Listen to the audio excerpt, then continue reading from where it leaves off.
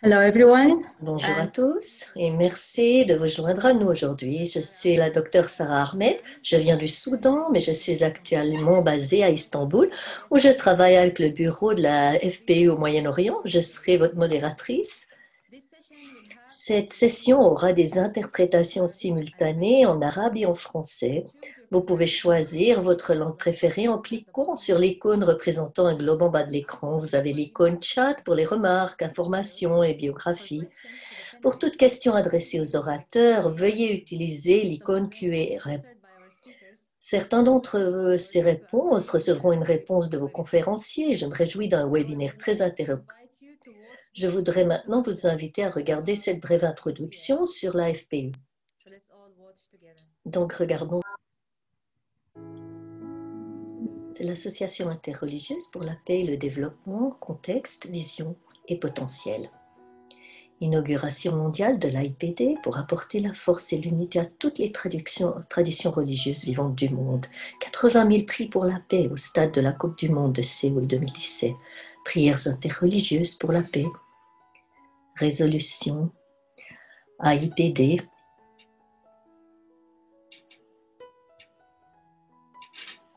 Inauguration de l'AIPD à Vienne en avril 2018, promotion de la coopération interreligieuse pour la paix et le développement humain grâce aux énergies et compétences spirituelles. L'interconfessionnel, un des piliers de la FPU. La semaine d'harmonie interconfessionnelle.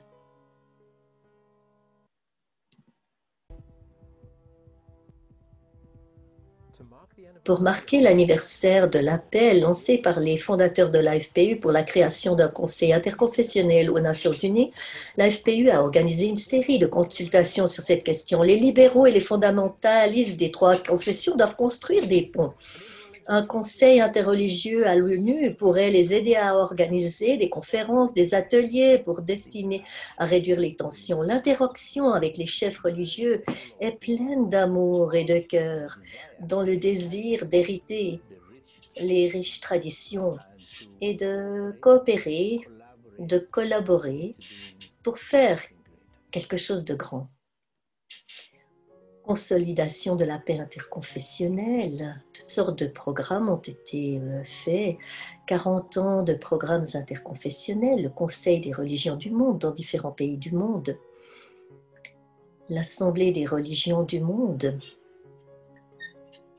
le séminaire des jeunes sur les religions du monde, projet interreligieux pour la jeunesse, sommet mondial des leaders religieux à Jakarta en décembre 2001, fondation de la FPU en 2005,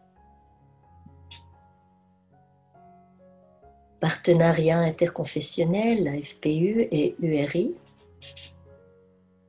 partager une vision de paix, une délégation de la FPU rencontre le pape François au Vatican, l'AIPD au sommet pour la paix des Balkans en octobre 2019, l'AIPD au sommet mondial 2020,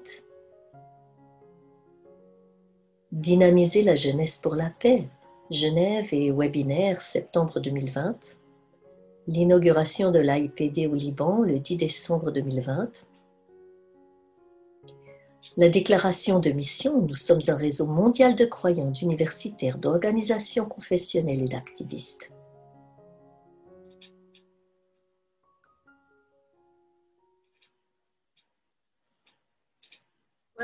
Bienvenue à nouveau à ce webinaire organisé par l'Association interreligieuse pour la paix et le développement.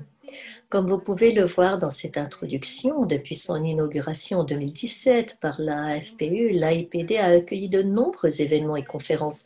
Mais actuellement, en raison de l'émergence du COVID-19, la FPU et ses 6 associations, dont l'AIPD, ont organisé une série de webinaires en ligne qui abordent une variété de sujets.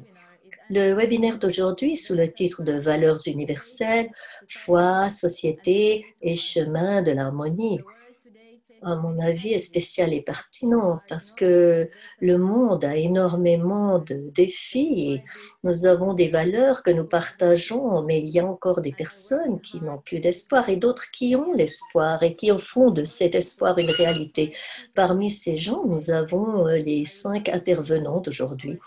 Je vais présenter le premier orateur, c'est le professeur Boumedienne Ben Yahya, qui a fait des études au Moyen-Orient et mené des recherches interdisciplinaires sur les mondes arabes, musulmans et sémitiques. Il était autrefois professeur de linguistique et d'herméneutique coranique. Il est le fondateur de l'Institut Kalima, où il enseigne la spiritualité, la linguistique et le devenir. Il est également consultant chez Ben Yahya Consulting, fournissant des conseils et un soutien spirituel et religieux. Bienvenue, professeur. Vous avez la parole, merci. Merci d'être votre invité aujourd'hui. Et d'abord, j'aimerais remercier tous les membres de la FPU du monde et les participants et également les orateurs, les panélistes.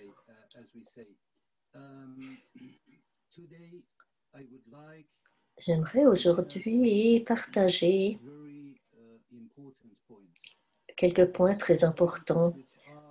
Certains sont en fait en même temps universels et, comme vous l'avez dit dans l'introduction, qui ne sont pas connus par la plupart des croyants dans le monde.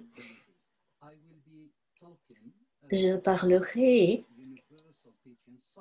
de certains enseignements universels de l'islam dont on peut témoigner dans le Coran et dont on témoigne pour des buts universels. Dieu a dit à toute l'humanité, à tous ceux qui peuvent lire le texte sacré, ô humanité, nous avons créé hommes et femmes et nous avons fait des nations et des tribus afin que vous puissiez vous connaître les uns les autres. Certes, le plus noble d'entre vous et de nous tous, dans le cœur d'Allah, est le meilleur dans son comportement. Dieu est omniscient et omnipotent et tout conscient. Dans cette sourate 13, Dieu, à travers son prophète Mohammed et à travers tous les prophètes dans les différentes traditions religieuses, on trouve les mêmes enseignements. Mais ici, nous avons la compréhension que l'ontologie, l'enseignement ontologique de Dieu s'adresse à l'humanité pour nous montrer que nous sommes tous différents, mais que nous avons le même but et la même tâche à accomplir pendant notre vie. Et cette tâche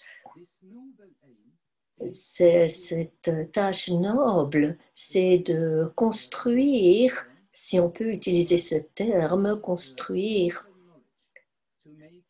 la connaissance entre nous pour nous permettre de nous connaître mutuellement. Ce n'est pas facile, c'est une réalité difficile en tenant compte de tout ce qui se produit dans le monde.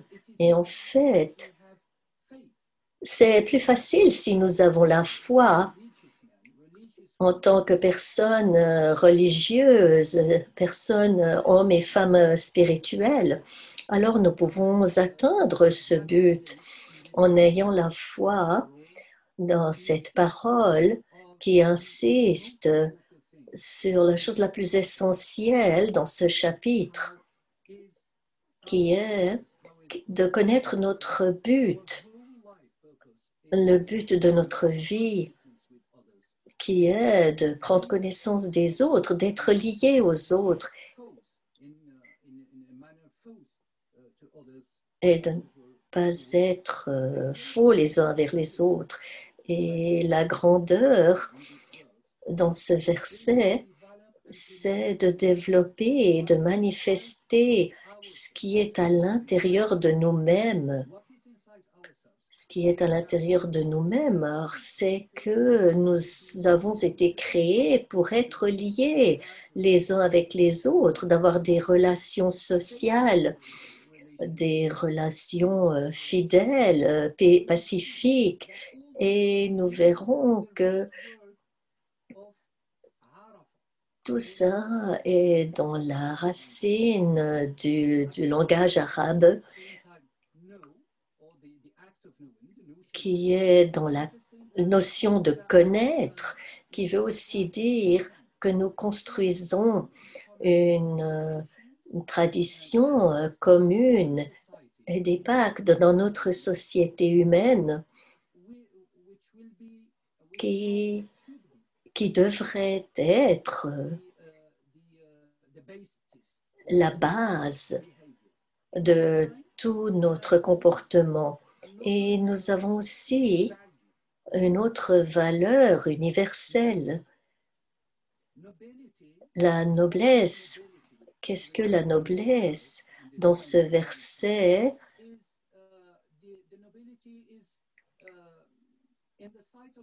c'est dans les yeux de Dieu, c'est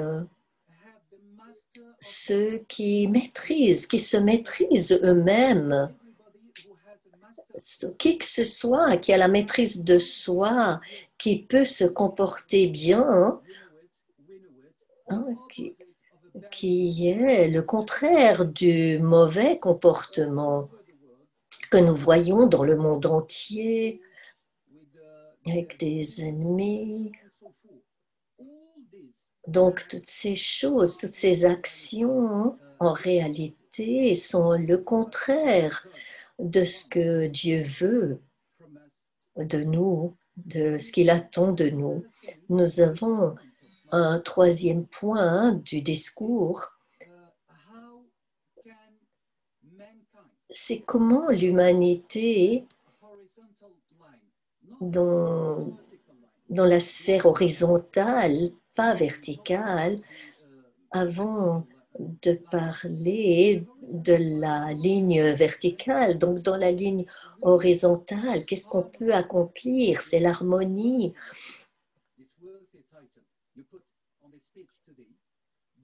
C'est ce titre que vous avez pour ces webinaires, l'harmonie dans la société, l'harmonie dans la famille, l'harmonie dans notre nation. Comment accomplir cette harmonie?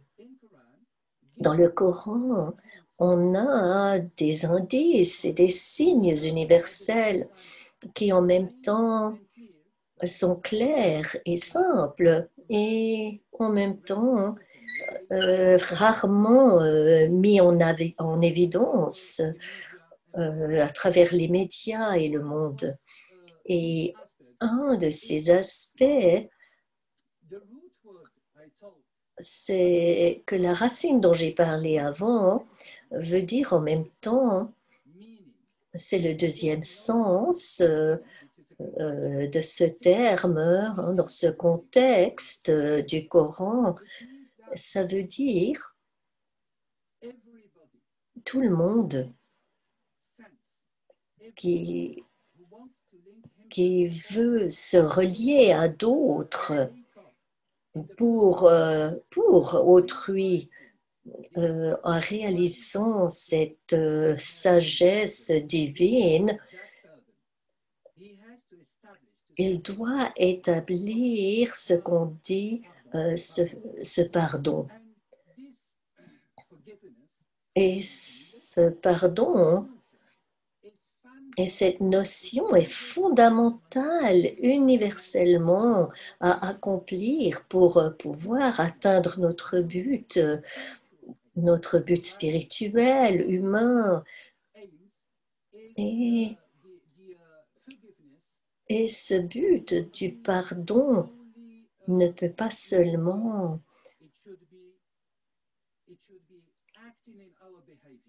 être dit, mais ça doit être représenté par notre comportement. Et c'est le deuxième point du verset coranique qui est essentiel à exprimer et qui doit aussi avoir le sens pour accomplir notre but d'harmonie dans le monde. Et de deux manières différentes. La première manière, c'est à travers la science et la deuxième, c'est entre la science et le contraire de l'ignorance. Et la deuxième manière, c'est d'établir et de propager le bien-être dans le monde entier. Et nous avons beaucoup de versets coraniques dans ce sens. Et je peux vous donner un exemple.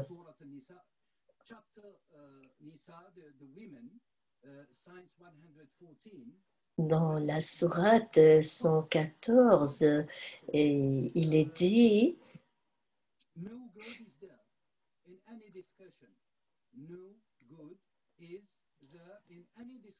il n'y a pas de bien dans toute discussion, sauf si pour lui ou pour elle qui fait des offrandes de bienveillance avec sa volonté propre, avec la sécurité et la protection. Donc c'est le troisième aspect qui est la réconciliation selon le standard de la FPU. Donc la réconciliation va au-delà de tout en haut de la pyramide de notre comportement, de notre connaissance les uns des autres et de notre comportement. Donc dans ce verset 114, signe 114, nous avons ces trois points universels qui sont conformes avec ce qui est connu universellement, les 10 commandements qui ont été exprimés dans l'Exode de Moïse, que la paix soit sur lui. Donc nous avons des commandements justes qui sont le bien-être, donc la bénévolence envers tous ceux qui en ont besoin. Et la deuxième chose, la protection.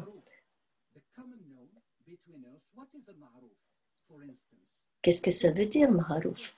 On peut se demander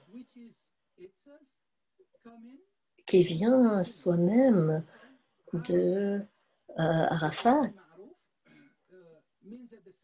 Cela veut dire en même temps avoir la connaissance et lier l'un à l'autre en paix et en harmonie, mais ça veut aussi dire que nous avons des standards à respecter les uns avec les autres. Et ces standards, ces normes, nous pouvons prendre un exemple des fêtes religieuses. Par exemple, la prière du vendredi, qui est une prière très importante pour les croyants. Et par exemple, dans le christianisme, nous avons les prières du dimanche, qui est aussi une des normes. Donc ce Maharouf, ça veut dire que nous devrions, avec toutes nos différences, en même temps, avec nos points communs existentiels, nous devons respecter la prière, nous devons la protéger, les prières et les gens qui prient, hommes et femmes. Donc, le troisième point qui est essentiel dans ce verset 114, c'est la réconciliation à la réconciliation entre les êtres humains. Et j'aimerais prendre juste encore quelques minutes pour exprimer plus profondément ce que ça veut dire. Nous avons de nombreuses références.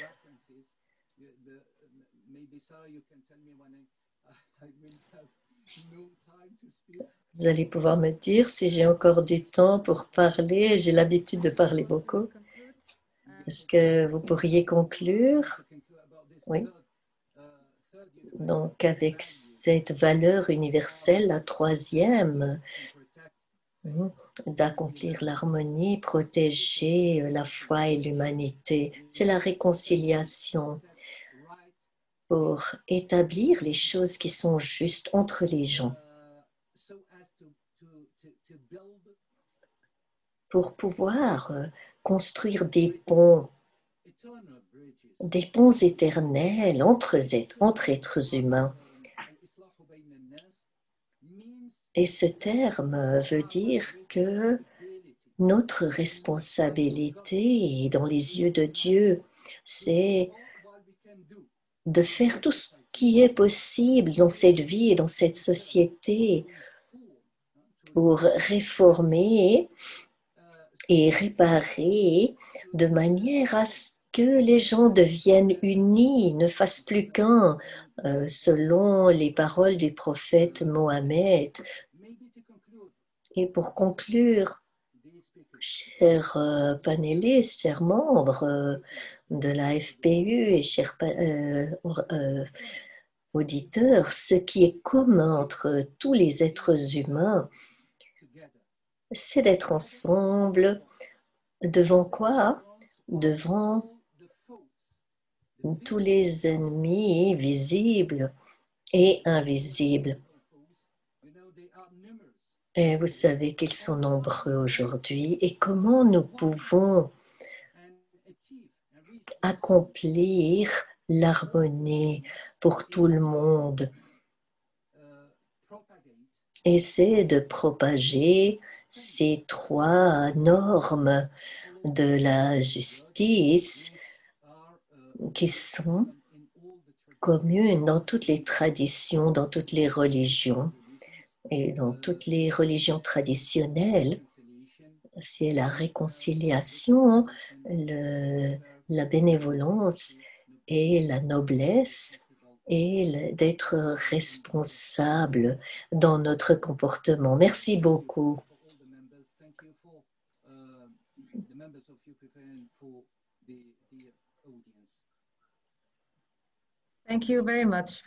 Merci, professeur Ben Yahia. C'était un discours très instructif avec une nouvelle compréhension sur les points universels du Coran et liés aux 10 commandements. Merci beaucoup.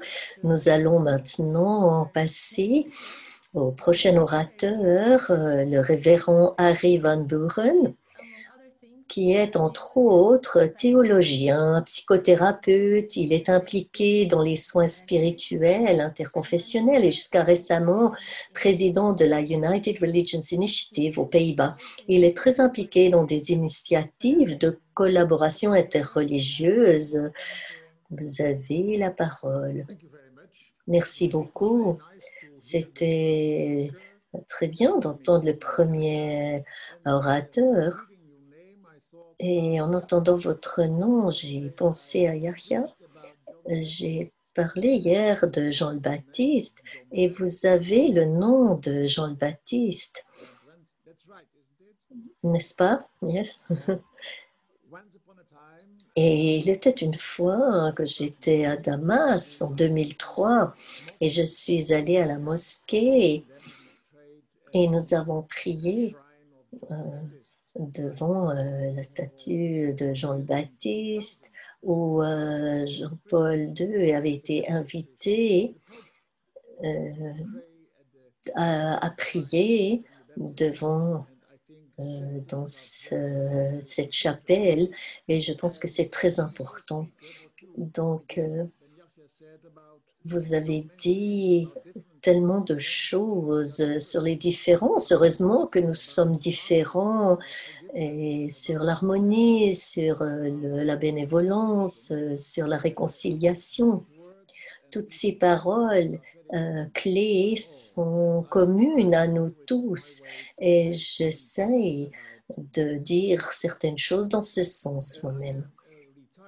Je suis aumônier d'hôpital à la retraite et j'étais chef du département interconfessionnel des soins spirituels à l'UNC, l'University Medical Center à Utrecht. Et depuis 1997, je suis impliquée dans URI et présidais URI.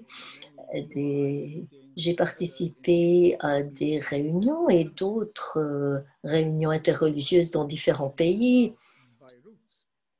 Et je pense particulièrement à Beyrouth.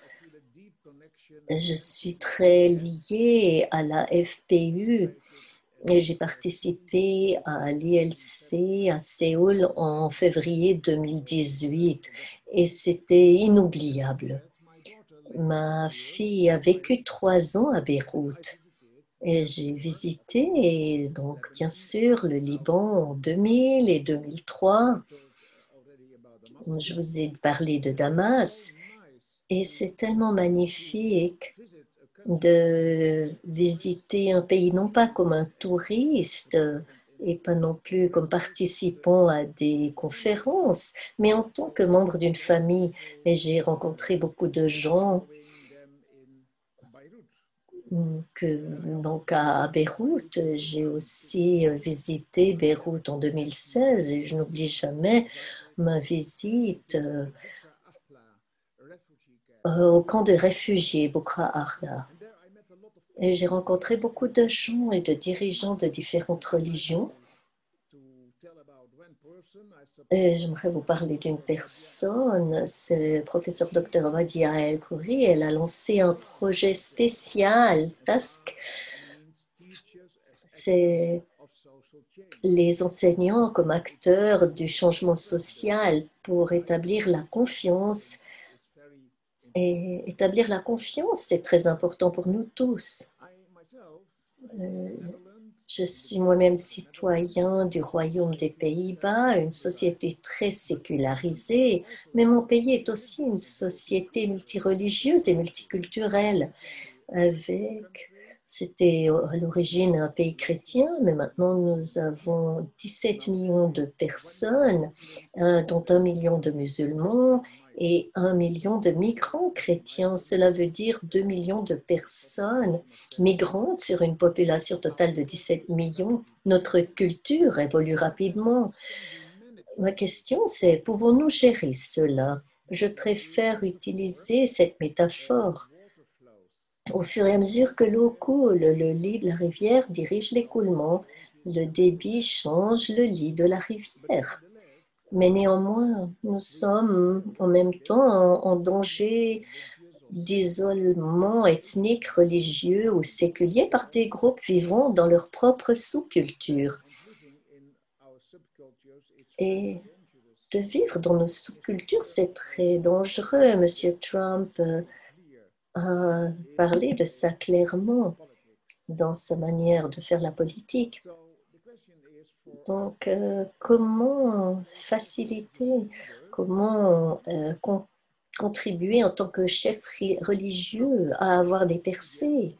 Donc, Monsieur Ben Yahya a parlé de la réconciliation et pour moi, en tant que chrétien, le combat de Jacob avec l'ange et sa réconciliation avec son frère Ésaü, c'est écrit dans la Genèse 32, le premier livre de la Bible.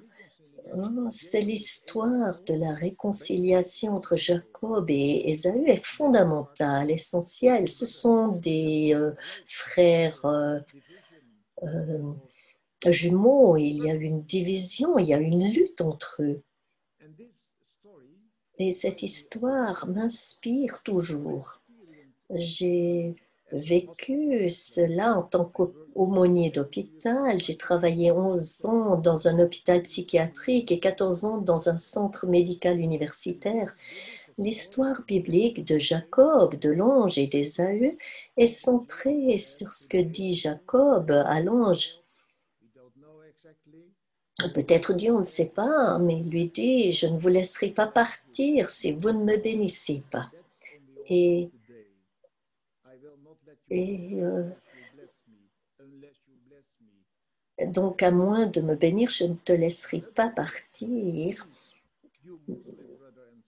Et donc, s'il vous plaît, mes frères et sœurs musulmans ou bouddhistes, bénissez-moi au nom de Dieu. Et dans l'histoire d'origine, plus tard, il a dit à Ésaü, voir votre visage, c'est comme voir le visage de Dieu.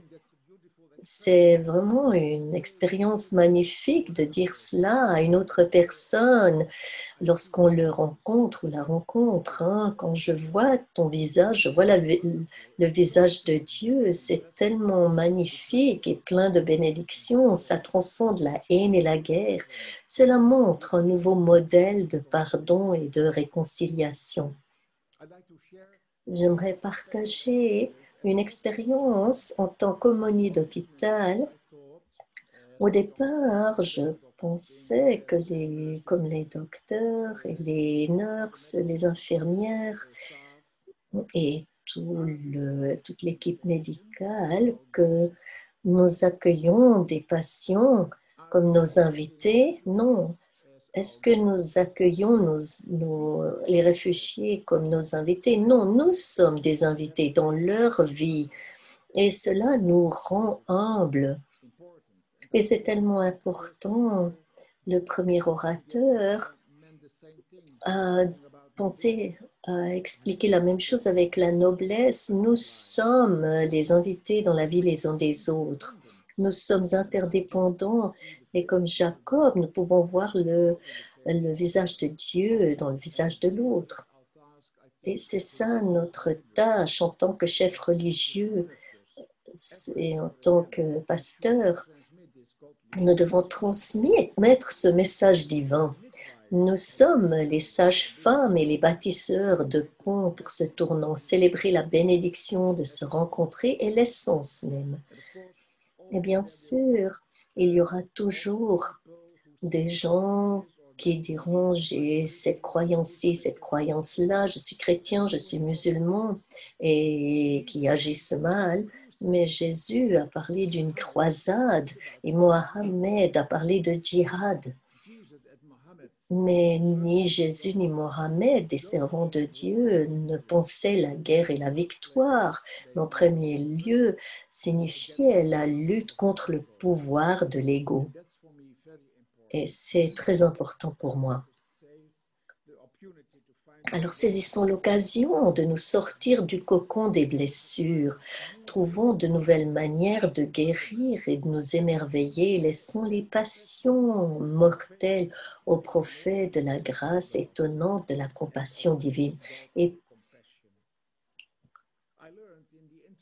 j'ai appris dans les rencontres interreligieuses, aussi à l'ILC, j'ai appris au Liban et dans d'autres pays avec des populations diverses, que chaque religion et chaque culture et chaque tradition a des qualités propres et j'en ai fait l'expérience qu'elles sont complémentaires. Donc, je vous donne 3 exemples et ensuite j'aurai terminé. Bouddha apprend la sagesse de l'amour. Jésus apprend la puissance de l'amour divin et Mohammed apprend le dévouement total à Dieu. Donc, les mots-clés pour la bénédiction sont interaction, dialogue, échange et fertilisation entre tous et la rencontre entre tous. Et la dernière phrase, la compassion reste la règle d'or de nous tous, qui est commune à tous. Merci beaucoup. Merci beaucoup, révérend Harry Van Buren. C'était un message très puissant Et ce serait incroyable de voir le visage de Dieu dans le visage des autres. Donc, merci pour votre message. Nous allons maintenant entendre le père Joseph Sakbini, qui est né au Liban et appartient à l'Église catholique grecque melkite. Il est membre de l'ordre basilien de Saint-Sauveur, fondé en 1683 au Liban. Prêtre pendant 38 ans, il a servi dans des missions ecclésiastiques au Liban, en Syrie, en Jordanie et en Israël-Palestine en tant que curé et administrateur général. Il est actuellement curé à Zaleh, Liban, et vit dans une région multiconfessionnelle. Il enseigne la théologie et est actif dans un cercle de dialogue chrétien-musulman. Bienvenue, Père Joseph. Merci.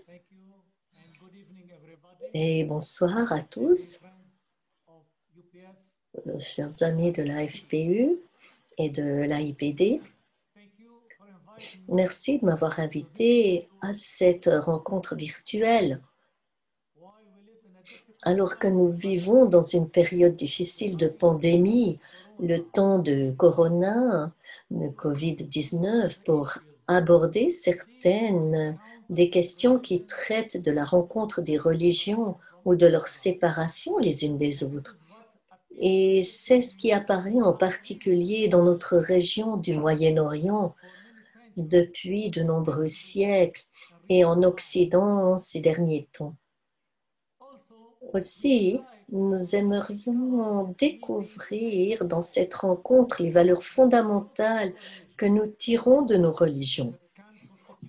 Cela peut constituer des points de convergence sur lesquels nous bâtissons pour un avenir sûr et prospère, où le vrai sens religieux joue le rôle principal, loin des préjugés haineux, des factions rivales et même de l'extrémisme aveugle. Étant chrétien et en particulier clerc, prêtre dans l'Église du Seigneur Jésus, je voudrais partager avec vous quelques valeurs et vérités inspirées de la Bible, qui, à mon avis, sont communes avec d'autres religions et peuvent être des piliers fermes pour construire des ponts de communication, ainsi que pour tracer des lignes de vie pour chaque personne. Premièrement, la croyance en un Dieu unique, créateur du ciel et de la terre. Tout ce qui est vu et ce qui ne se voit pas aujourd'hui, à une époque de déficit de santé face à la pandémie de Corona et à l'effondrement de l'économie mondiale, Dieu nous invite à nous repentir et à retourner à lui et à purifier nos cœurs et nos pensées. Toutes les religions appellent à ceci, comme c'est écrit dans les psaumes 50. Crée en moi un cœur pur, ô Dieu, et renouvelle un esprit ferme en moi. Nos esprits, nos cœurs se sont éloignés de Dieu, le Créateur, le Seigneur de la vie et de la mort. Et nous étions plongés dans le bruit, les désirs et les soucis de ce monde. Notre temps ne lui appartient plus. Nos vies sont possédées par d'autres dieux. Revenez au Seigneur de tout votre cœur, dit le prophète Joël dans le chapitre 2. Deuxièmement, la croyance en l'être humain créé à l'image et à la ressemblance de Dieu, qui est en Genèse 1,27. C'est la vraie beauté. Toutes nos religions partagent l'appel à respecter la vie et l'être humain et à ne pas les exploiter. En cette période difficile, nous sommes appelés à renouveler l'image de Dieu en nous-mêmes, que nous pouvons peindre comme suit. Premièrement, c'est l'image de l'amour divin, puisque Dieu nous a aimés le premier et a envoyé son Fils en expiation de nos péchés. C'est la première lettre de Jean. B, en deuxième, l'image de la justice et de la sainteté. Soyez saints parce que je suis saint. En Lévitique et dans la première lettre de Pierre 1. Et troisièmement, l'image du sacrifice et du don généreux et gratuit. Personne n'a plus d'amour que celui-ci, de donner sa vie pour ses amis. Dans Jean 15. Et quatrième point, à l'image des faiseurs de paix, de bonté et de justice. Heureux les artisans de paix dans Matthieu 5 et aussi dans le même chapitre, que ta lumière brille devant les autres afin qu'ils voient vos bonnes actions et glorifient votre Père céleste. Troisièmement, qui peut être un point commun pour toutes les religions, c'est la croyance en la terre et son sol, à partir desquels Dieu a fait l'être humain et par conséquent la foi en la nature et toutes les créatures qui s'y trouvent. Dieu a vu que tout est bon. Premièrement, de ce point, la croyance en la terre dans laquelle chaque personne est née, c'est sa mère qui l'embrasse. Il en fait partie avant d'appartenir à une religion, une confession ou un parti. Par conséquent, celui qui est déraciné de sa terre à cause de guerre ou de persécution et qui est déplacé vers un autre pays et une autre nation pourrait difficilement s'y adapter. Et s'il le fait, il continue à aspirer au sol de sa patrie. Je souhaite que les dirigeants de la terre cessent leur guerre et arrêtent ce déplacement forcé de peuples, en particulier de nos pays de l'Est arabe. Deuxième point, B, la croyance en l'univers extérieur qui va régulièrement et dans la nature et toutes ces créatures dont les éléments sont fondamentalement cohérents et harmonieux. Alors, qu'est-ce que l'être humain a fait dans sa folle ruée scientifique? Cela a fait des ravages et des dévastations et maintenant la nature se révolte contre lui. Ainsi, le message du pape François, Laudato Si, louange à toi, de 2015, c'était un appel au respect de la terre, de la nature et du soin de la création. Mes chers amis, que notre nourriture soit naturelle, que nos actions soient aussi bonnes que la bonté de la nature et que nos paroles et nos comportements soient aussi sincères et innocents que l'innocence de la nature. La terre appartient au Seigneur et tout ce qu'elle contient, le monde et tous ceux qui y vivent, comme c'est écrit dans les psaumes 24. C'est ainsi que nos religions convergent les unes avec les autres et peuvent donc jouer un rôle efficace dans la vie des sociétés, des peuples et de l'humanité tout entière. Merci.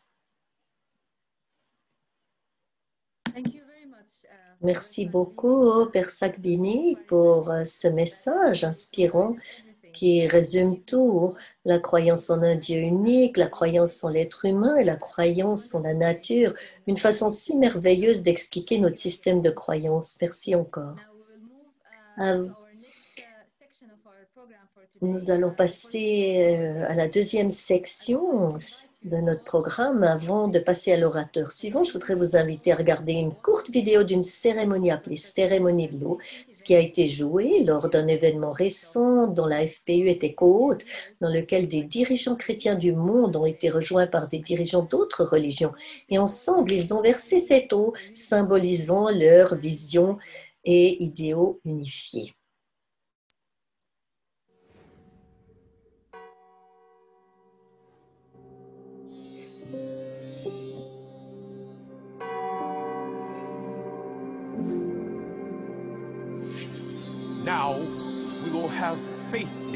Maintenant, nous aurons des dirigeants des différentes foi qui vont se réunir pour offrir une prière de foi. Elle s'appelle la cérémonie de l'eau pour la paix. Et j'ai l'honneur d'inviter les dirigeants suivants.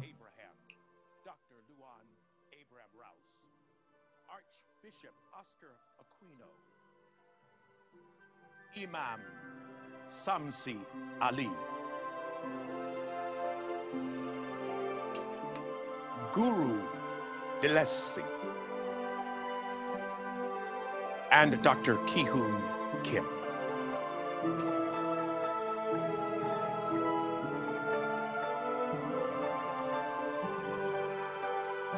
Now you may pour the water into the bowl. 1, 2, 3. Beautiful.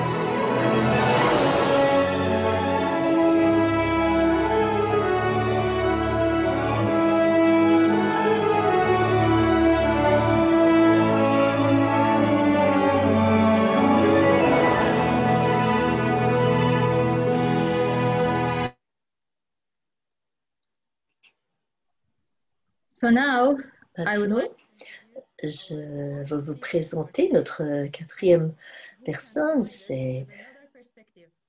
Elle va nous montrer une autre perspective comme jeune leader de notre monde. Je vais la présenter.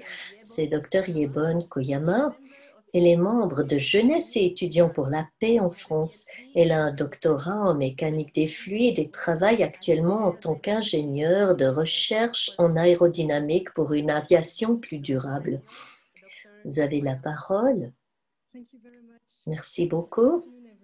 Bonjour à tous. Je suis heureuse et vraiment honorée de faire partie de ce panel avec de nombreux chefs religieux et penseurs représentant les religions abrahamiques. Ces religions ont façonné l'histoire et la culture de nos pays et aujourd'hui, je crois qu'elles sont essentielles pour instaurer la paix dans notre monde troublé. Je remercie l'AFPU et l'AIPD pour cette occasion de partager mes réflexions, bien que je sois encore jeune et inexpérimentée. Certains d'entre nous ont parlé du Liban en avril de l'année dernière. Mon mari et moi avons eu la chance de visiter le Liban. C'était ma première fois au Moyen-Orient. Un ami libanais nous avait invités à découvrir ce beau pays. Nous avons vu les monuments d'un patrimoine historique vieux de 7000 ans façonnés par de nombreuses cultures et surtout, nous avons eu le privilège de faire l'expérience de l'hospitalité naturelle et chaleureuse qui, je crois, est une composante essentielle de la culture arabe. Nous avons pu rencontrer de nombreux Libanais d'horizons différents autour d'un déjeuner, d'un dîner ou d'une glace. Ils tentaient de nous expliquer la complexité de leur société, sa grande fragilité, mais aussi sa grande résilience. J'ai été étonnée de voir à quel point la religion est un attribut social déterminant au Liban et donc étroitement lié à la politique, contrairement le maronite, sunni, druze, pour n'en citer que certaines. Dans le centre-ville de Beyrouth, il y avait une église ou une mosquée à chaque carrefour. Elles étaient parfois si proches que, dans certains points de vue, comme la photo que vous voyez là, la grande mosquée semblait avoir une tour surmontée de la croix chrétienne.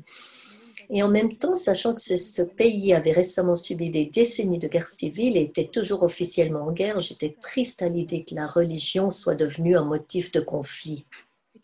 On dit que le Liban est un microcosme des luttes du Moyen-Orient. Et c'est probablement la raison pour laquelle ce voyage au Liban a été une expérience qui a changé ma vie. J'ai réalisé à quel point la paix était précieuse. Dans cette arène où les conflits sont internationalisés à un degré inimaginable, parvenir à la paix semblait si complexe, un simple rêve. D'un autre côté, le potentiel pour la paix était partout, dans la gentillesse des gens, leurs dons pour les langues, la beauté de la nature, la spiritualité ambiante et la coexistence de tant de religions. Je crois fermement que la paix en Europe est corrélée à la paix au Moyen-Orient et en Afrique. Nous avons une origine partagée et aussi une immigration partagée. Même si elles prennent une forme différente en Europe, nous sommes confrontés à des difficultés semblables pour construire des sociétés harmonieuses. À mon avis, les récents attentats terroristes en France montrent que notre société laïque a désespérément besoin d'une voix interreligieuse forte et unie. Comme vous le savez peut-être, en octobre dernier, un professeur d'histoire a été assassiné devant son collège. Une semaine auparavant, il avait donné un cours sur la liberté d'expression à des adolescents et il leur avait montré des caricatures du prophète. 2 semaines plus tard, 3 personnes avaient été tuées alors qu'elles priaient dans la cathédrale de Nice, une ville de la Côte d'Azur où j'ai grandi. Je me suis concernée parce que chaque fois que ces événements terribles, tristes et choquants se produisent, ils ont d'énormes répercussions sur nos sociétés et sur notre capacité à vivre ensemble en paix. Il est important de se protéger du terrorisme et il est également important et peut-être même encore plus important de construire la paix de demain. Notre gouvernement a réagi en élevant des valeurs de la République au-dessus de toutes les autres et en défendant à tout prix la liberté d'expression. Cependant, nous devons nous rappeler que toute liberté a ses limites en société.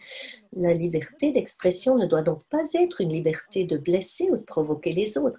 La laïcité ne devrait pas impliquer le droit de manquer de respect aux religions, mais devrait être la garantie qu'elles sont toutes respectées. Parmi les 3 valeurs de la devise française, liberté, égalité, fraternité, la fraternité doit être plus que jamais mise en avant. Derrière le mot fraternité se cache une idée chère à toutes les religions, celle que nous sommes essentiellement frères et sœurs en tant qu'enfants de Dieu. Et je crois que la paix est en danger lorsque nous commençons à nous soucier d'une idéologie, puisque nous ne nous soucions de nos frères et sœurs. Certains diront que ce point de vue est trop simpliste, voire naïf, que la paix est une question technique, un équilibre qui résulte de la dépendance mutuelle et des compromis, mais c'est aussi vrai. Une paix juste, par exemple au Moyen-Orient, exigera bien entendu de nombreuses négociations de part et d'autre. Cependant, je pense que l'élan pour la paix vient de choses très simples. Aider quelqu'un, respecter les différences, rire ensemble. Toutes les religions partagent des principes fondamentaux semblables comme l'amour et le pardon. Ces valeurs simples sont des outils sacrés et puissants. C'est pourquoi je pense qu'il est essentiel que nos pays d'Europe occidentale reconnaissent la valeur et le rôle joué par la religion et la spiritualité dans la vie des gens. C'est pourquoi il est si important également que les religions travaillent ensemble d'une seule voix pour construire un monde plus pacifique. En tant que membre de YSP, je voudrais conclure par quelques remarques sur le rôle des jeunes. À mesure qu'ils s'enracinent dans le temps et que le ressentiment s'accumule, les conflits deviennent de plus en plus difficiles à résoudre. Pour une personne qui a subi des atrocités, pardonner est presque impossible, mais les générations suivantes qui n'ont pas vécu cela personnellement peuvent plus facilement faire un pas vers la réconciliation. En ouvrant leur cœur et leur perspective, les jeunes peuvent jouer un rôle clé dans le processus de pardon. L'éducation est vitale pour éviter que le ressentiment ne se transmette. Je pense également que les jeunes ont une tendance naturelle à espérer, ce qui est une force pour consolider la paix. Il faut être réaliste et avoir l'idéal de continuer de lutter pour cette paix. Je vois de l'espoir car il est devenu beaucoup plus facile dans notre monde interconnecté de rencontrer des personnes de nationalités, de cultures et de religions différentes, de former des amitiés et même des couples, des familles interculturelles et interreligieuses. Cela crée une culture de citoyenneté mondiale qui est plus que jamais nécessaire pour faire tomber les barrières. Donc, merci beaucoup pour votre travail sincère pour la paix et merci pour votre attention. Merci beaucoup, Dr. Koyama. Il y a de nombreux points que vous avez soulevés dans votre discours, comme la différence entre la liberté d'expression et la liberté de se blesser mutuellement, et aussi la fraternité, et combien il est important de se voir comme des frères et sœurs. Merci encore pour votre discours. Et maintenant, j'aimerais inviter notre dernier orateur pour le webinaire d'aujourd'hui. C'est le professeur Hanok Benpazi, qui est le directeur du département de philosophie juive à l'université Bar-Ilan en Israël. Ses recherches sont consacrées à la philosophie contemporaine et à la pensée juive moderne. aussi consacré au dialogue interreligieux qui constitue une part importante de ses recherches et de son engagement social pour la tolérance et le pluralisme, la responsabilité sociale et environnementale.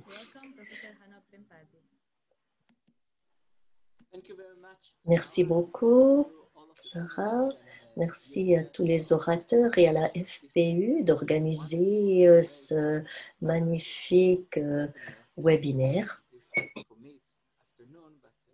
Pour moi, c'est l'après-midi, peut-être pas pour vous tous. Merci. J'aimerais parler de la tour. Un des grands mythes de la Genèse, c'est l'histoire de la tour de Babel. À première vue, c'est la plus grande éthique d'harmonie de toute l'humanité, où tous les peuples du monde ont travaillé ensemble pour construire un projet magnifique et tous parlaient la même langue, une langue. Mais imaginons une seule personne qui était là et qui a regardé ce projet étonnant et a réfléchi au sens profond de cette tour. Puis il s'est posé la question la plus puissante. Quelle est la signification de ce projet? Il a vu la tour, mais pour lui, c'était une tour en feu. Qui assumera la responsabilité de cette tour? Qui est le propriétaire de cette tour?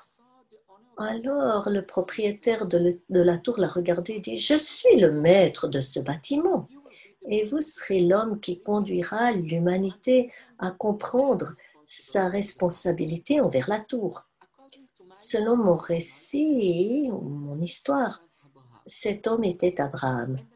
Et selon mon interprétation, l'une des personnes qui ont participé à construire la tour de Babel était Abraham. Veuillez écouter ce midrash de Breshit Rada. C'est un commentaire rabbinique sur le livre de la Genèse. Le rabbin Ritzhak a dit « Cela peut être comparé à un homme qui voyageait d'un endroit à l'autre quand il a vu un château briller. Il a dit « Est-il possible que ce château manque d'une personne pour s'en occuper ?» Le propriétaire du bâtiment le regarda et lui dit « Je suis le maître du château. » Qu'est-ce qui s'est passé avec Abraham? Notre père était semblable. Il a dit, est-il possible que cet univers manque d'une personne pour s'en occuper? Le Saint, béni du ciel, Dieu l'a regardé et lui a dit, je suis le maître de l'univers. Nous vivons tous dans un palais magnifique, mais c'est un palais brûlant. Parce que toutes les luttes sociales, les guerres nationales, les racismes, l'injustice, les inégalités et l'absence de fraternité entre les gens. L'histoire biblique de la tour de Babel est au cœur du mythe sur lequel reposent les idées liées à la division des peuples en langue et culture. Les théologies des religions monothéistes traitent de la signification des diverses religions et cultures confrontées à la croyance en un Dieu unique. La théologie islamique a longtemps sondé l'idée du châtiment divin imposé à l'humanité. La théologie juive, y compris dans les écrits mystiques, a souligné la dispersion humaine qui est le résultat nécessaire de la non-reconnaissance de la diversité et de la dignité humaine. Cependant, la philosophie religieuse contemporaine a mis en évidence un nouveau modèle spirituel religieux dans lequel la multiplicité et la diversité permettent à l'humanité de créer un nouveau type d'humanisme qui peut permettre une nouvelle perspective des religions basée sur un discours multiculturel et des relations renouvelées entre religions. Donc, je veux suggérer que l'éthos de la tour contemporaine de Babel pourrait servir de métaphore de l'unité et de la pluralité qui coexistent en termes de langue, de religion et de culture. Donc, l'éthos de la tour contemporaine de Babel permet une philosophie religieuse dans laquelle la possibilité d'une alliance spirituelle et d'un pacte religieux sera basée sur la volonté de reconnaître la diversité, proximité et séparation, compréhension du dialogue nécessaire entre les différentes religions et le pouvoir unique des religions de créer un nouveau partenariat humain. Permettez-moi de partager avec vous les paroles de Moses Mendelssohn à la fin de son livre Jérusalem au XVIIIe siècle. Frères, et je dirais frères et sœurs, si vous vous souciez de la vraie piété, ne feignons pas d'accord là où la diversité est évidemment le plan et le but de la providence. Aucun de nous ne pense et ne se sent exactement comme son prochain. Alors pourquoi voulez-vous vous tromper avec des mots trompeurs? Laissez la possibilité à chacun d'invoquer son Dieu de sa manière et de son père et de sa mère et de rechercher le salut éternel là où il pense pouvoir le trouver. Que personne dans vos états ne soit un chercheur de cœur et un juge des pensées, que personne n'assume le droit que l'omniscient Dieu s'est réservé à lui seul. Et il conclut en disant « Aimez la vérité, aimez la paix ». Et j'ajouterai, s'il vous plaît, écoutez cet homme qui est sorti de la tour de Babel, de cette tour en feu et qui nous a donné une nouvelle vision, cette grande vision de paix d'Abraham. Et Abraham a dit, si vous croyez en Dieu, en tant que... Il faut croire en la tolérance envers les nations diverses et religions diverses. Et il nous a dit la bénédiction divine que Dieu lui a donnée, ton nom sera Abraham, car je t'ai fait père de nombreuses nations. En Genèse 17. Le sens profond de la foi d'Abraham est de suggérer un nouveau modèle d'harmonie avec le pluralisme, la tolérance pour différentes religions et différentes nations. Quand Abraham a demandé qui est le maître de la tour, Dieu a dit, je suis le maître, mais la responsabilité vous incombe. En croyant qu'il n'y a qu'un Dieu et des voies différentes vers lui, prenons sur nous le courage éthique de rendre ce palais meilleur, avec égalité, avec justice et avec fraternité, ou comme l'a dit Mendelssohn, aimer la vérité, l'amour pour la paix. Merci, professeur Benpazi. C'était une interprétation très belle de l'histoire de la tour de Babel, et aussi de l'histoire d'Abraham, le père de la foi. Donc, merci encore. Et maintenant, j'aimerais remercier tous nos orateurs et nous passerons à la section des questions et réponses. Dans cette partie, j'aimerais inviter M. David Fraser-Harris, qui est le secrétaire général de la FPU en Moyen-Orient et en Afrique du Nord. Il a été responsable pour la promotion des programmes interconfessionnels de la Fondation religieuse internationale en Europe. Il a ensuite passé 14 ans à Damas, en Syrie, où il a promu et soutenu les programmes de la FPU au Liban, en Jordanie et en Turquie et dans d'autres parties de la région. Il a continué de soutenir ces programmes depuis son domicile près d'Édimbourg. Vous avez la parole. Bonjour. Merci d'abord à tous les orateurs. J'ai l'impression d'avoir suivi un cours à travers ces discours et des foi du monde. Nous avons reçu beaucoup de questions Et j'aimerais commencer les questions avec notre événement récent à Las Vegas. Dans les événements récents qui ont réuni des leaders chrétiens de différentes confessions, notre fondatrice, Madame Moon, a dit: il y a beaucoup de religions dans notre monde et toutes ces foi ont un but. Elles partagent la même volonté de servir et l'être absolu, notre Créateur. Et j'espère sincèrement que vous pourrez tous élever vos voix de manière à ce que tout le monde connaisse notre Créateur. J'aimerais vous remercier de faire cela. Vous avez tous élevé vos voix pour parler du Créateur. J'aimerais passer aux questions et en donner une à chacun de nos orateurs. Et la première question, je vais la poser au Père Joseph Sakbini, que je connais très bien. Je vais la lire, quelques paroles que j'ai préparées avec la réponse que nous avons reçue. Donc, vos lignes directrices et vos points, nous sommes d'accord avec depuis différentes fois. Et vous avez donné l'exemple de la coopération interreligieuse au Liban. Et vous avez eu l'inauguration de l'AIPD au Liban cette semaine. Et la question, c'est merci pour le temps que vous avez consacré à votre foi. Vous prêchez tous vos doctrines depuis des milliers d'années. Quelle est la base commune pour collaborer ensemble?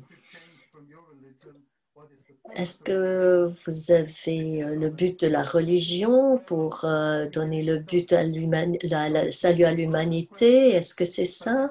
Il y a de nombreuses questions, mais le but, c'est la coopération entre les religions. Je peux compter de nombreux cercles de dialogue interconfessionnel, et en particulier au Liban. Je pourrais en nommer de nombreux. Mais notre vie quotidienne est une coopération. Nous nous rencontrons, nous vivons ensemble. Je ne sais pas s'il y a un autre exemple que notre vie au Liban.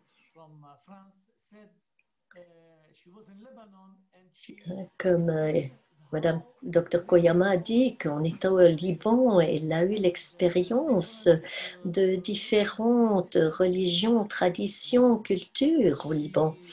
Et elle a parlé de ça beaucoup.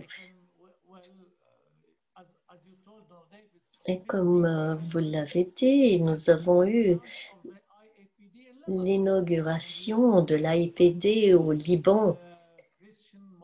Et il y avait des chrétiens, des juifs, des musulmans et d'autres religions. Et ce n'est pas la première fois, nous nous rencontrons sans arrêt. Même là où j'habite, il y a des églises, des mosquées, et nous nous rencontrons. Et quand nous avons des situations à discuter, particulièrement maintenant avec cette situation économique difficile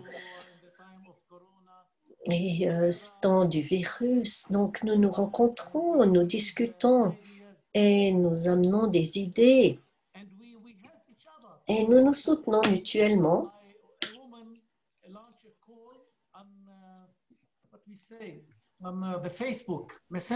Et aussi à travers Facebook, une femme qui a 6 enfants nous a appelés. Elle n'a pas de revenus, rien.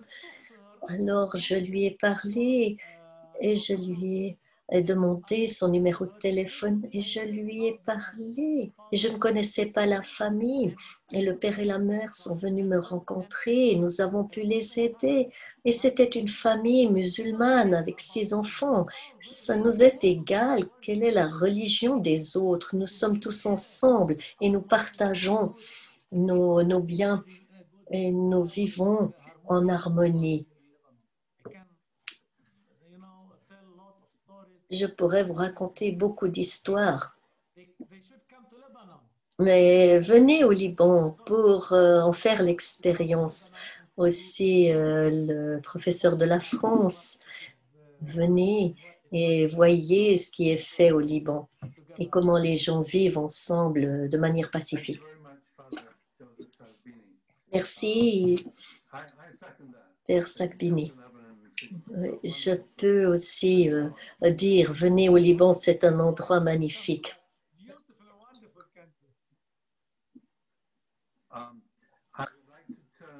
J'aimerais demander au professeur Ben Yahya. Nous avons différentes questions pour vous. Je vais vous poser une question plus difficile. Votre voix est très importante, qu'il faut entendre de manière publique. Ça, c'est d'un participant d'Autriche. Que pensez-vous? Pourquoi est-ce si difficile de donner la liberté religieuse et d'éviter la persécution contre les chrétiens dans le monde musulman? Merci. Je pense que le plus important dans l'islam de nos jours, c'est de s'associer de manière systématique, de l'associer l'islam avec les textes sources et avec les musulmans, d'associer, parce que ils sont juste une partie de la réalité musulmane et ils ont un mauvais comportement, il faut le dire. D'autres ont un très bon comportement. Et ça, c'est un problème existentiel de toutes les communautés du monde. Nous avons de bonnes personnes et d'autres. Et le problème dans la société arabe et islamique, c'est que la plupart des pays musulmans sont gouvernés par des gens qui sont éloignés de la responsabilité sacrée envers les habitants de leur pays. Et les minorités, par exemple, la minorité chrétienne et parfois d'autres minorités ressentent parfois psychologiquement opprimés et parfois ils se sentent socialement comme s'ils n'existaient pas. Et ça, c'est une opinion subjective. En réalité, ça peut être l'opposé. Le frère Joseph du Liban a illustré la minorité dans certains pays arabes qui vivent comme des citoyens à part entière dans ces pays. Et en plus, un autre problème, c'est comment nous interprétons les enseignements religieux dans le monde entier et particulièrement la religion de l'islam. Comment nous l'interprétons dans notre vie quotidienne? Et vous savez, entre parenthèses, en islam, nous n'avons pas de clergé. Dans le clergé, il y a une relation explicite avec Dieu. Donc ça, c'est en même temps favorable et peut-être c'est aussi un problème pour les individus qui ne sont pas en relation verticale avec Dieu ou pas assez. Et ça, c'est un problème, c'est mon opinion, que comment est-ce que la religion peut élever tous les êtres humains à avoir une relation spirituelle avec Dieu. Mais pour revenir au cœur de votre question, je crois que les minorités dans la société arabe vivent des situations complexes. Ça, c'est une vérité. Mais nous ne pouvons pas généraliser cela à toutes les sociétés arabes. Nous avons des hommes justes qui soutiennent et qui font sens et qui font la fraternité et la réconciliation et que l'amour s'étende autant que possible et autant qu'il est possible pour sauver des vies. Et à mon opinion, nous avons de nombreuses voix dans le monde islamique et dans les sociétés islamiques qui sont profondément attachées et liées à la paix et à l'amour et à l'universalité, mais peut-être mais ils n'ont pas de panel comme je l'ai aujourd'hui. Et merci, je vous remercie tous, toute l'équipe de la FPU et les auditeurs. Merci d'être prêts à prendre cette question difficile. Et merci pour votre bonne réponse. J'aimerais maintenant me tourner vers notre jeune participante, Dr Yebon Koyama. J'aimerais vous remercier d'avoir le courage de penser à ces questions difficiles, tant au Moyen-Orient qu'en Europe. Vous parlez des tensions, des luttes et même de l'horreur en Europe et au Moyen-Orient. Vous parlez aussi d'espoir. Comme notre plus jeune oratrice, pourriez-vous nous dire plus où vous voyez l'espoir et donner quelques exemples et penser où se trouve l'espoir, parce que nous aimerions en entendre parler. Merci. Ma première réponse à cette question, c'est que ce webinaire est déjà une preuve d'espoir quand j'entends tous nos orateurs et leaders religieux et penseurs qui ont parlé ces paroles de réconciliation. Alors je suis persuadée qu'il y a beaucoup de raisons d'avoir l'espoir et une autre raison, c'est je crois que dans ce monde, nous pouvons voyager et rencontrer d'autres personnes. Par exemple, quand je suis allée au Liban, j'ai redécouvert une autre culture et je crois que dans chaque pays, il y a de bonnes personnes justes qui vous présenteront leur culture et avec qui vous pourrez établir des relations fraternelles. Et ça, c'est vraiment une raison d'avoir l'espoir pour la paix. Lorsqu'on comprend d'autres personnes et qu'on apprend à les connaître, et qu'on établit des relations fraternelles avec eux, alors il n'y a plus de préjugés, plus de barrières. Et je crois que c'est la meilleure raison d'avoir de l'espoir. Et par exemple, mes amis ou étudiants, lorsque je faisais mon doctorat, de tant de nations qui se rassemblaient ensemble et puis qui étaient prêts à parler de questions difficiles ensemble. Pour moi, c'est une des raisons principales d'avoir de l'espoir. Et il y a une prise de conscience dans nos pays. Et si les personnes justes peuvent partager leurs pensées, alors ça sera encore mieux et ça pourra construire encore plus un monde de paix. Merci. Je ressens de l'espoir. J'aimerais poser une question maintenant au révérend Van Buren.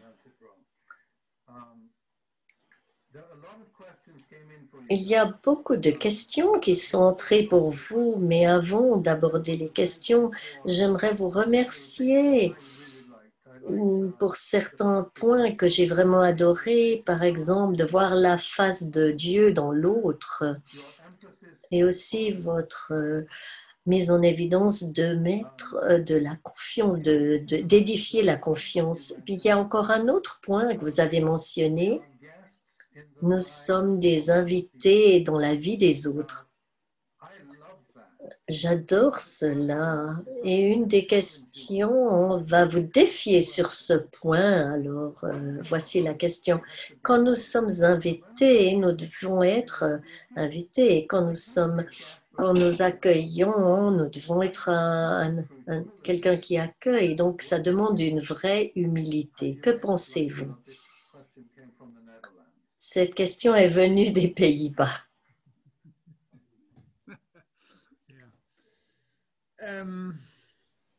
Thank you for the question. Merci pour cette question.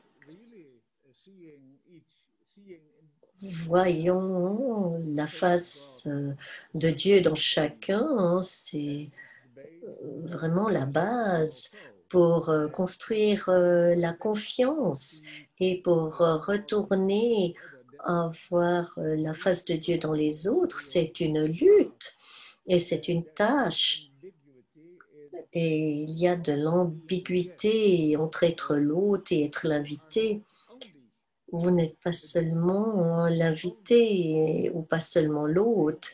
Et être l'hôte ou l'invité,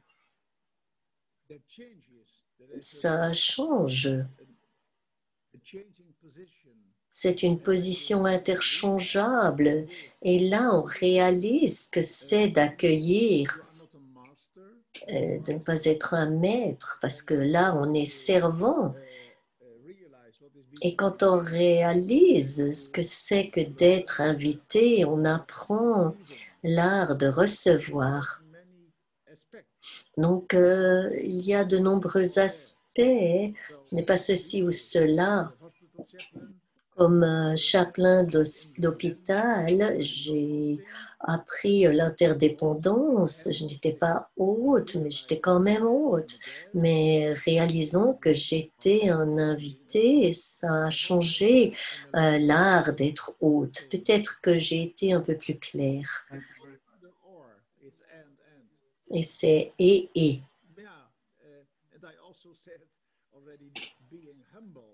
Et d'être humble, d'être un hôte humble et vous n'humiliez pas l'invité. Et on peut être un invité arrogant. Il n'y a pas de contradiction. Vous comprenez ce que je voulais dire? Je comprends très bien. Et dans certaines langues, il y a le même mot pour hôte et invité. Certaines langues utilisent le même mot. Merci beaucoup. J'aimerais. Et c'est une coïncidence, notre dernier orateur va aussi recevoir la dernière question. Je les ai pris dans le sens qu'elles sont venues. Professeur Anok Benpazi, merci d'être avec nous. Et voici un point. Vous avez dit nous ne devrions pas prétendre être d'accord si nous sommes différents. C'est quoi le prochain pas? Si nous ne prétendons pas, comment allons-nous de là à faire la paix? De dire, ouais, nous sommes différents, ben ouais, ben prenez-nous de là. Merci pour cette question. Oui, oui. question, and I'm so glad to be here. And Je suis heureux d'être ici et d'entendre cette question. you asked me about Mendelssohn. Vous m'avez parlé de Mendelssohn, le philosophe a demandé une fois To think differently about the à réfléchir différemment au sens de l'humanité et de l'unité. Peut-être que nous partageons la même foi. Nous comprenons tous une idéologie, un Dieu. It's the end of the world. Ça, c'est la fin. Et il a dit non, non, c'est pas la vérité. Could respect Quand nous respectons l'autre perspective, face l'autre foi, different la différence nations entre religion et nation, important ça sera plus important pour construire la paix de toute l'humanité. to use the Et term comme j'ai utilisé l'histoire d'Abraham, he was there in the Tower of Babel. j'ai imaginé qu'il était là à la tour de Babel. Il a dit, qui est le maître? I have another way. Et puis il a dit, moi j'ai une autre manière. I think that we have one language. Si nous pensons que nous avons tous une langue, une nation, ça serait une catastrophe. Mais si nous vivons tous ensemble dans un palais avec nos différences de pensée, alors ça va changer la manière d'y réfléchir. Et j'aimerais partager encore un point avec vous. Aujourd'hui, en Israël, c'est un jour de congé, c'est Hanouka, donc on allume les bougies. Candles, Et quand nous allumons les bougies, c'est très important. and I use another philosopher. J'utilise un autre philosophe aussi du XVIIIe siècle, Kant, nous a enseigné qu'il y a deux façons de penser The end of the history à la fin de l'histoire. is the struggle between Une manière, c'est la lutte entre le bien et le mal. Et nous pensons que la fin de l'histoire, c'est que le bien va gagner. ways Mais il y a une autre manière change our mind. de changer notre manière de voir l'histoire. Et Hanouka, Important. ça dit, la lutte n'est pas importante. Le plus important, c'est d'allumer une bougie dans l'obscurité et d'un jour à l'autre, que nous fassions la lumière de plus en plus large et de plus en plus brillante pour le monde entier. Et peut-être, j'aimerais penser au sens d'une humanité pacifique dans la diversité et le pluralisme, qui partage le respect pour l'autre perspective, l'autre religion et l'autre nation. It's kind of an answer and also Peut-être est-ce une réponse et l'espoir pour notre humanité. Merci beaucoup. Je crois que je devrais garder mon portable allumé et le bouger avec la lumière. Et merci à vous et merci à toutes les autres lumières qui ont été allumées. Je repasse la parole à la modératrice, Sarah. Thank you very much. Merci beaucoup For conveying all these de donner toutes ces questions aux orateurs et cela nous mène à la fin de notre discussion. Avant de montrer notre dernière vidéo, j'aimerais que tous nos orateurs se joignent à moi pour saluer l'audience. Dites au revoir à toute l'audience. Merci beaucoup à tous pour vos paroles. Merci à l'audience.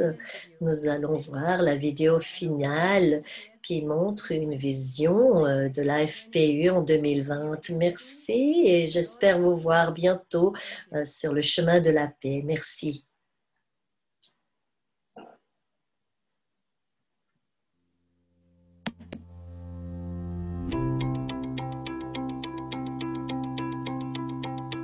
UPF had its inaugural assembly on September 12, 2005 at the Lincoln Center in New York City. Reverend Sun Myung Moon delivered the keynote address. In closing, I ask you to devote your best efforts for the development and the success of the Universal Peace Federation. Thank you. Thank you. 이만 끝이겠습니다. After UPF was founded, there was a series of world tours where the message of UPF was taken literally to every corner of the world.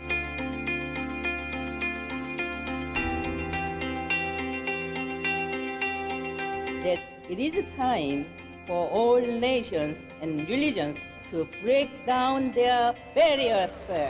Through this, the era of one family under God will arrive and last forever.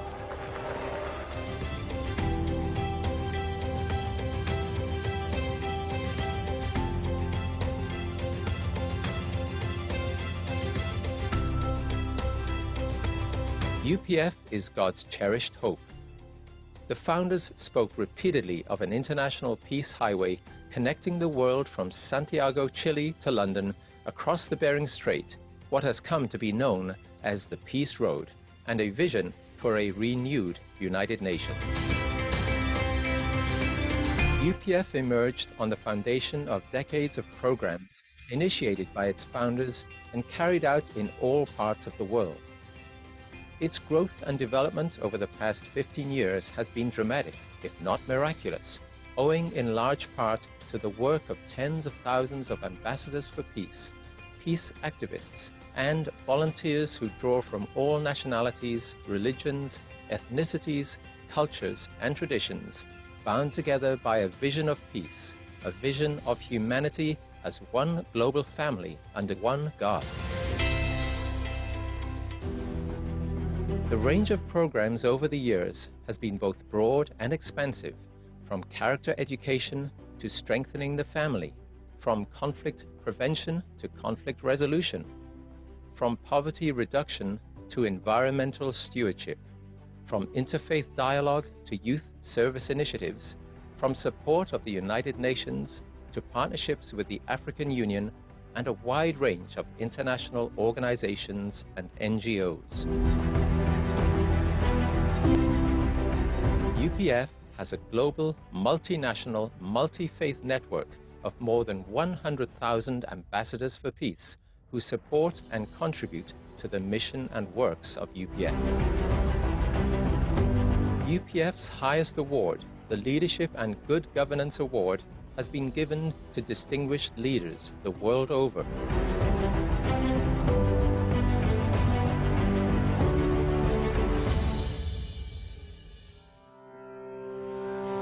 The World Summit Series is UPF's flagship program involving the highest level of leaders from around the globe, including current and former heads of state and government, to address the critical challenges facing humanity.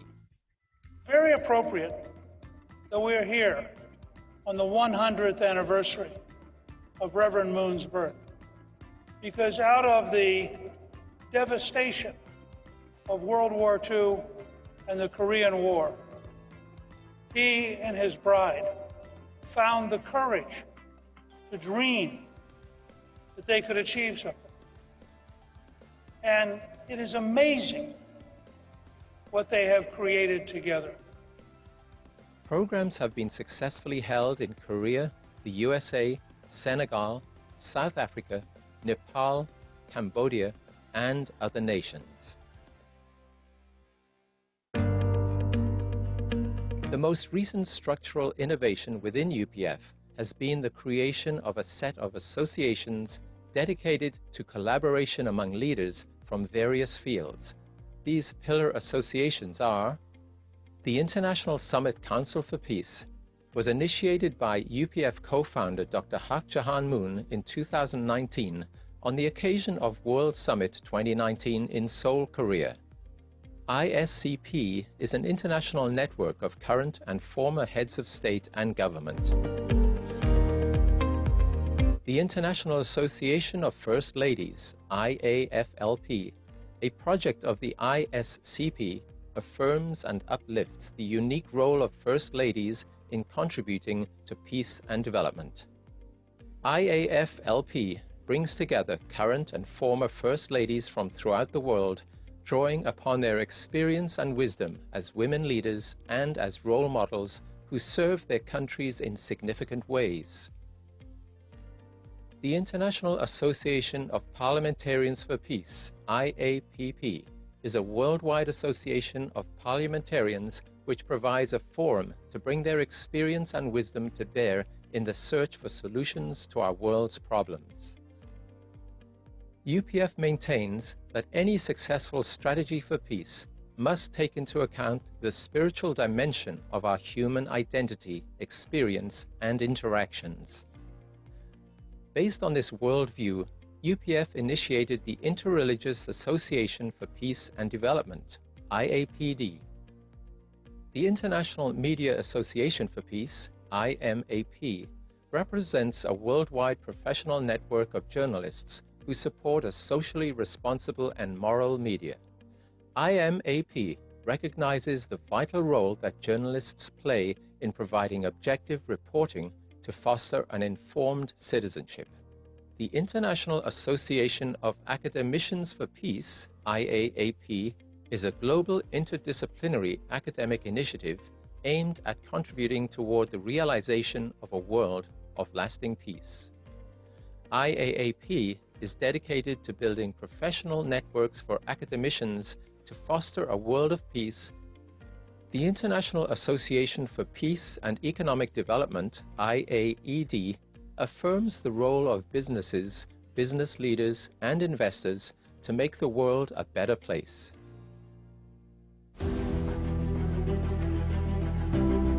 In early 2020, UPF convened a Rally of Hope featuring dignitaries including Pastor Paula White, Cambodia Head of State His Excellency Hun Sen, President Macky Sall of Senegal, former Canadian Prime Minister Stephen Harper, former US Speaker of the House Newt Gingrich, former UN Secretary General Ban Ki-moon, and many others. I believe that the Universal Peace Federation and its a broad set of partnerships in the realms of politics, religion, academia, media, economy, arts, women and youth serve as a good model. I believe the Universal Peace Federation will become a cornerstone to build lasting peace around the world and a heavenly unified Korea based on interdependence, mutual prosperity, and universal values.